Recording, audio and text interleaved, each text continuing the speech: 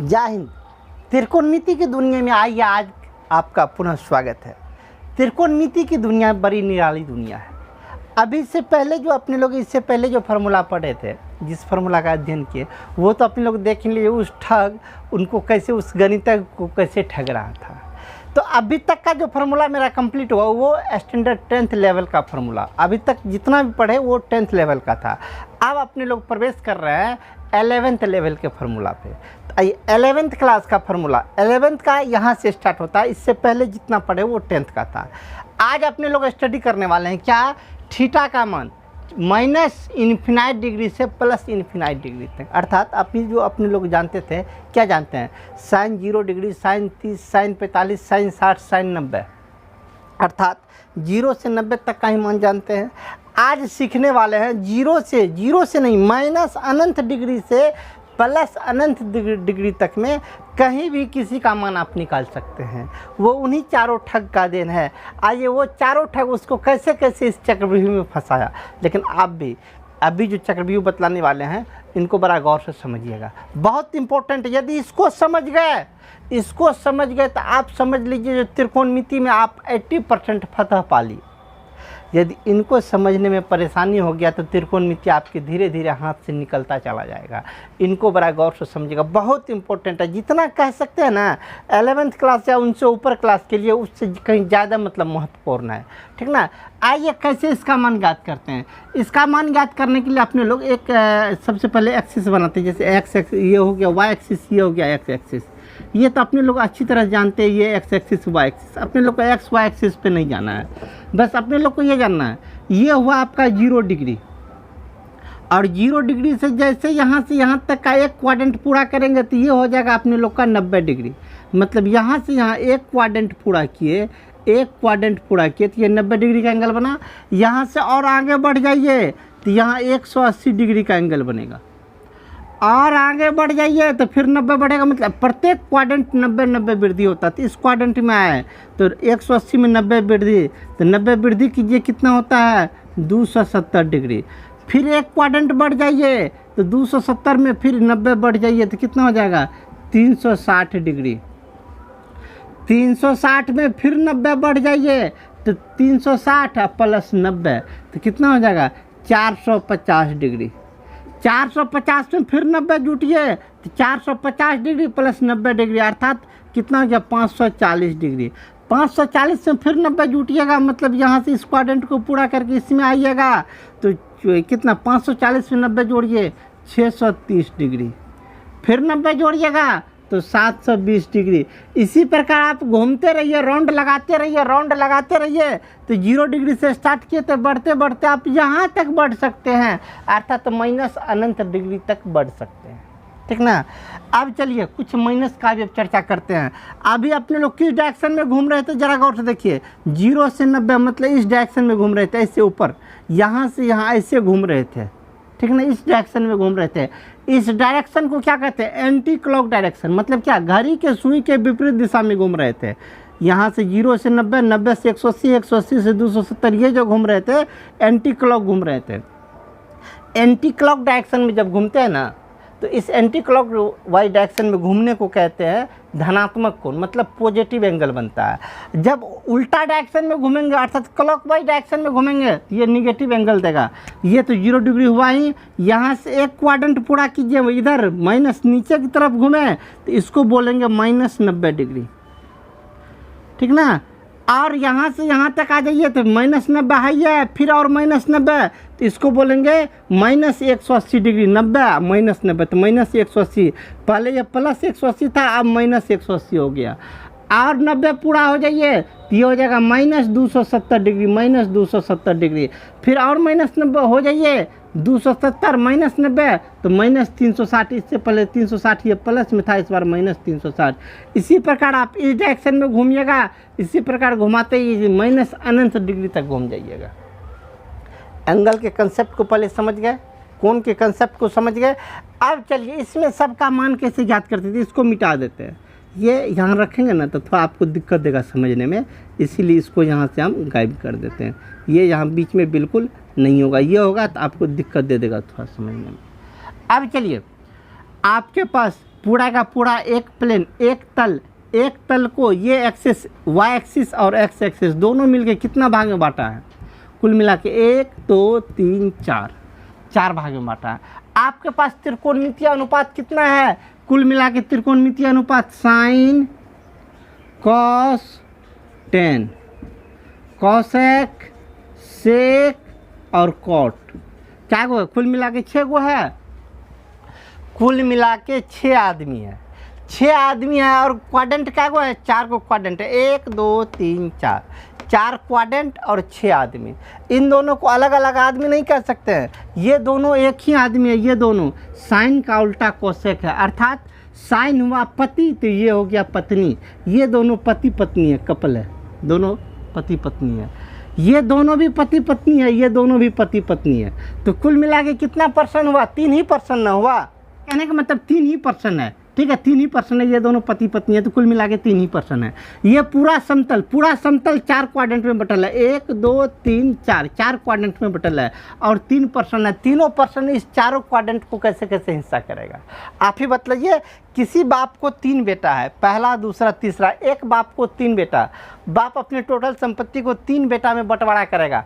कैसे बंटवारा करेगा? उस बाप के पास 3 घर है, उस पिता के पास 3 घर, 1 2 3 4 घर है और उसको 3 गो बेटा है। 4 घर है, 3 बेटा है, कैसे बंटवारा करेगा? तो बंटवारा करने वाले ने चारों ठग कैसे कैसे उसको बंटवारा करके बतलाए। उस बंटवारा को देखिए। बोला एक पिता अपने 3 पुत्रों को अपने 4 घर का बंटवारा कैसे करता है? तो सबसे पहला घर जो है, ये पहला घर हुआ, ये दूसरा, ये तीसरा, ये चौथा। पहला घर वो बूढ़ा व्यक्ति जो थे माता पिता, वो अपने नाम पे ले लेता है। पहला घर किनका? पहला घर उस पिता का, ठीक ना। पहला घर में पिता आ गए और दूसरा घर पहला बेटा लिया, कौन? साइन। कौन लिया? साइन। साइन की पत्नी कोसेक, ठीक ना।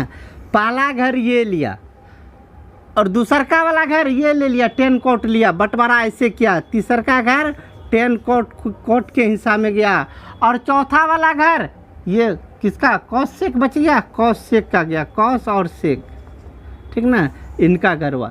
चलिए 3 घर का बंटवारा हो गया। ये चौथा घर, पहला वाला घर जो बच गया, ये पहला घर किनके हिस्सा में गया?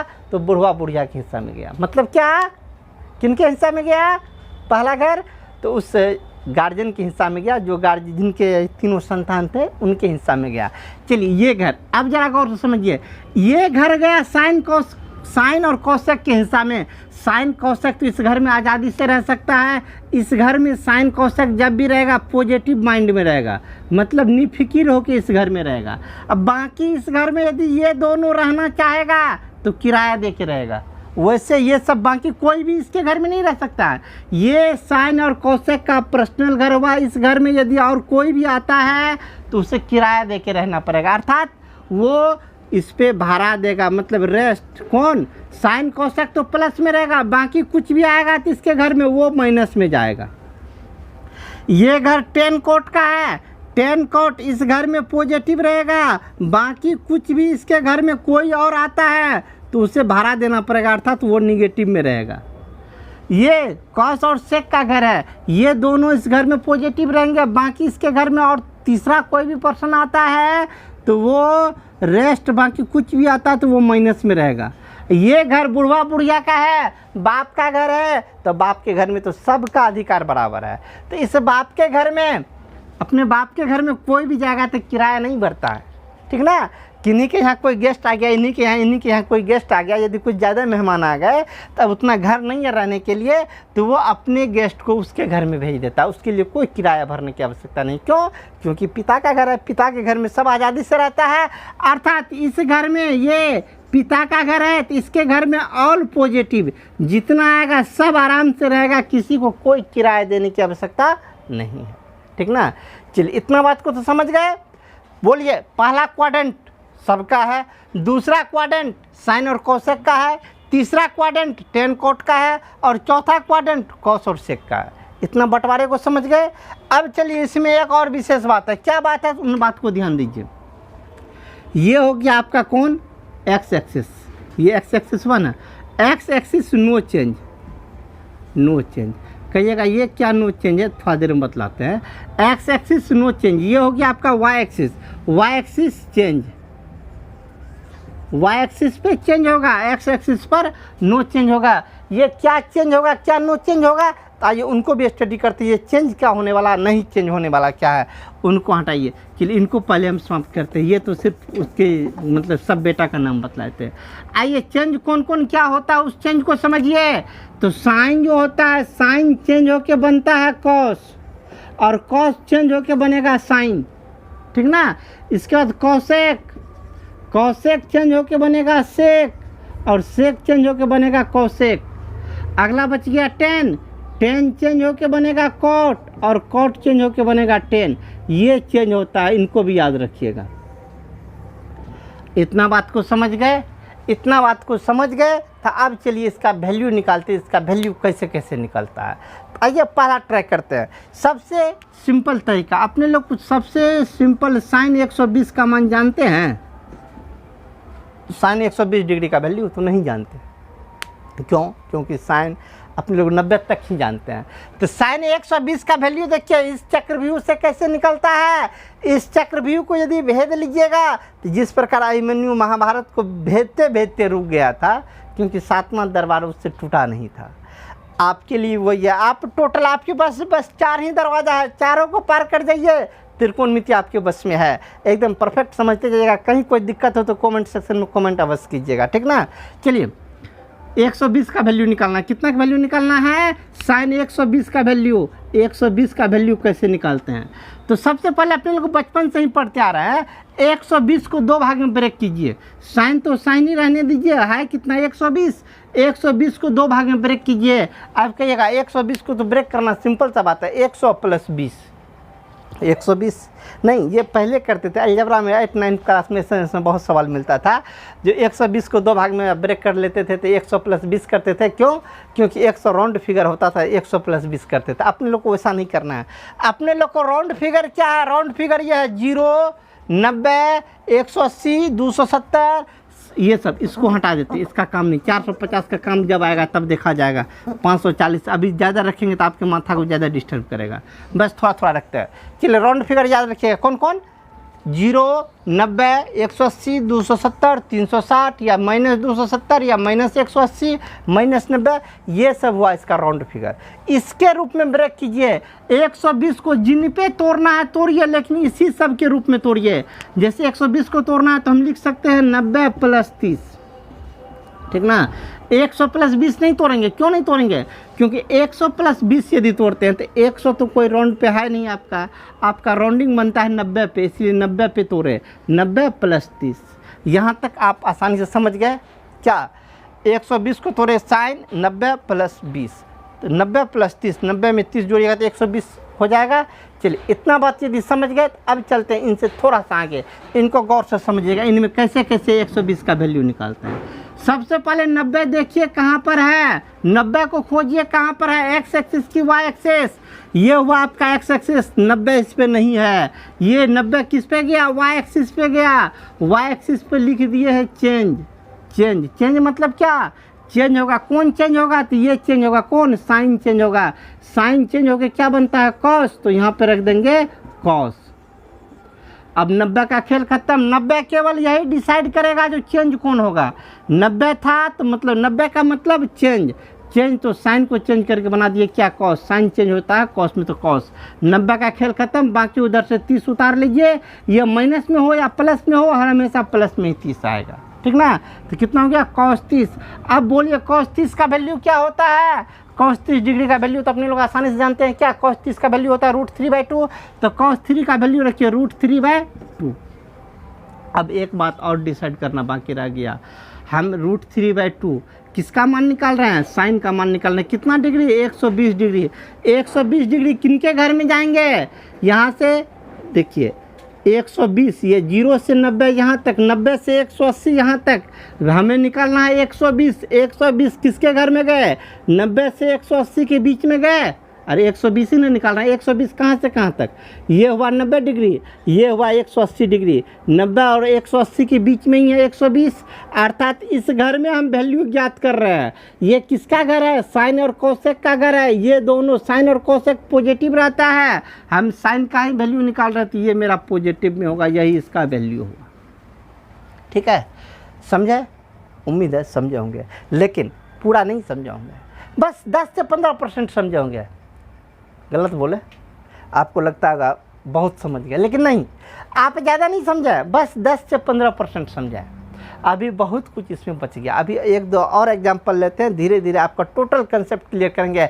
यदि आप अभी 10% भी समझे हैं तो बहुत समझ गए, बहुत समझ गए। 10% भी समझे हैं तो धीरे धीरे एक दो और एग्जाम्पल लेते हैं, आपको टोटल भेजा में एडजस्ट होगा। आइए दूसरा वैल्यू लेते हैं। दूसरा हम वैल्यू निकालने जा रहे हैं tan 225 डिग्री। ठीक ना? किनका?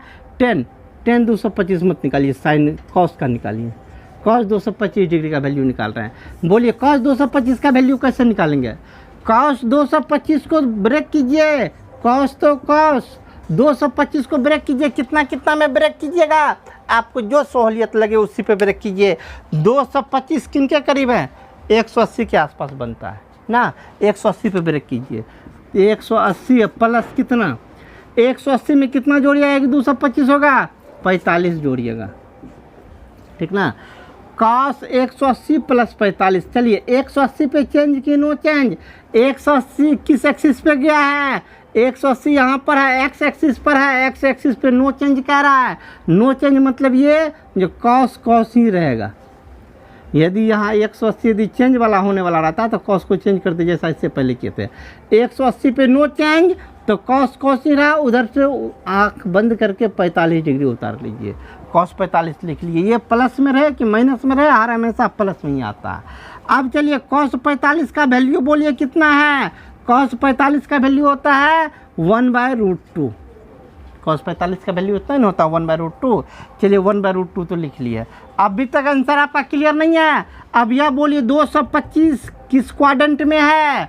225 0 से 90 तक यहाँ, 90 से 180 तक यहाँ, 180 से 270 यहाँ, अर्थात हमें 225 निकालना है। 180 से 270 का घर ये है, अर्थात तीसरा क्वाड्रेंट में ये है।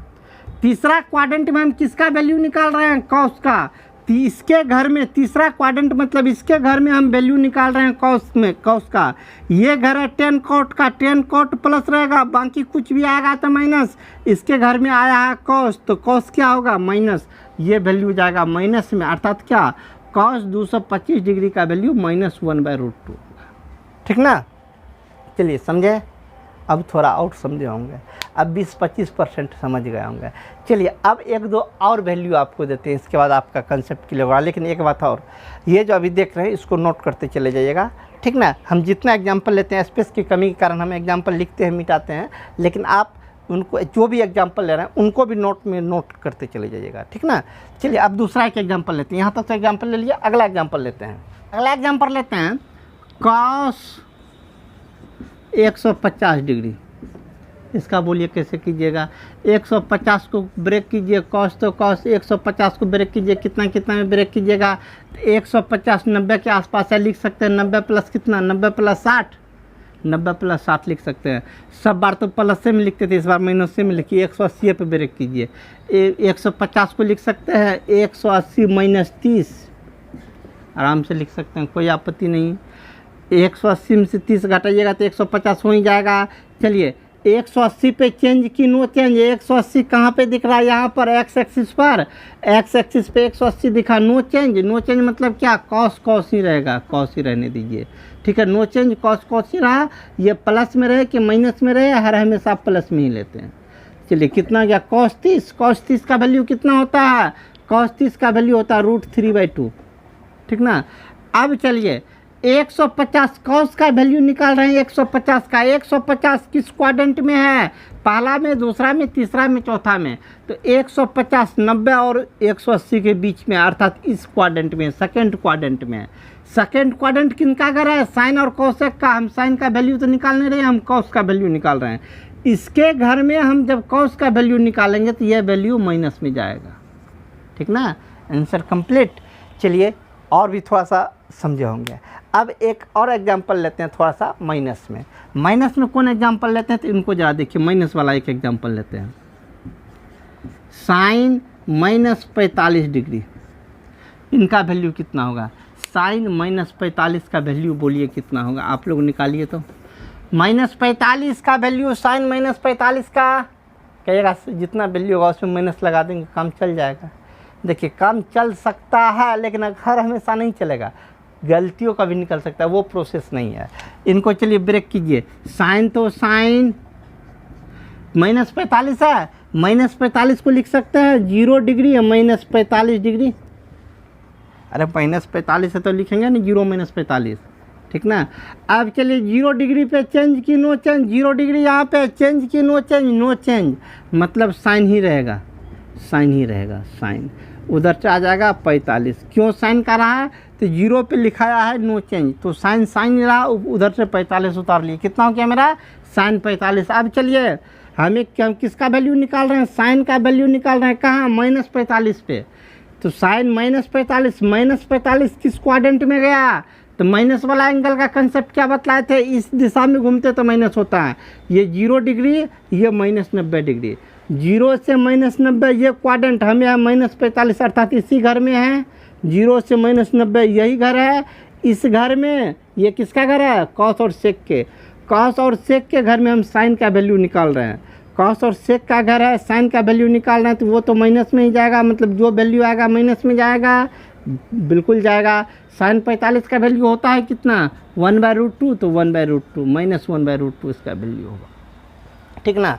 चलिए उम्मीद है आप आसानी से अब समझ गए होंगे, अब कोई त्रुटि नहीं रहा होगा। लेकिन यदि फिर भी कोई त्रुटि है, किसी प्रकार का त्रुटि है, तो वो त्रुटि आप कमेंट सेक्शन में कमेंट कीजिए, उस पर हम ज़रूर मतलब अमल करेंगे, क्योंकि प्रत्येक का कमेंट हम बारीकी से पढ़ते हैं और उस पर एक्शन लेते हैं। यदि कोई भी दिक्कत हो तो कमेंट सेक्शन में अवश्य कमेंट कीजिएगा, और हाँ जाते जाते आप वीडियो को परफेक्ट लाइक कीजिएगा, वीडियो लाइक कीजिएगा, उससे हम मोटिवेट होते हैं, बेहतर से बेहतर आपके सामने हम परफॉर्मेंस कर पाते हैं। यदि लाइक नहीं कीजिएगा तो मेरा मनोबल थोड़ा छोटा हो जाता है, तो लाइक परफेक्ट कीजिएगा। चलिए, लेकिन एक बात आप याद रखिएगा, अभी जो निकाले हैं, अभी तो हम 3 ही 4 एग्जाम्पल ने लिया है, आप अपने से कुछ एक्स्ट्रा एग्जाम्पल लेके कुछ का वैल्यू निकालिएगा, ठीक है। बहुत सारा का वैल्यू निकाल के आप रखिएगा, क्योंकि सबका वैल्यू जब निकाल के रखिएगा तो वो उससे आपका कॉन्फिडेंस का लेवल हाई होगा, और आप अपने से सीख जाइएगा कि कैसे कैसे इसका वैल्यू निकालते हैं, ठीक ना। चलिए आज की क्लास में इतना ही, आपको मिलेंगे अगले दिन अब इससे आगे लेवल का फॉर्मूला लेके। जय हिंद।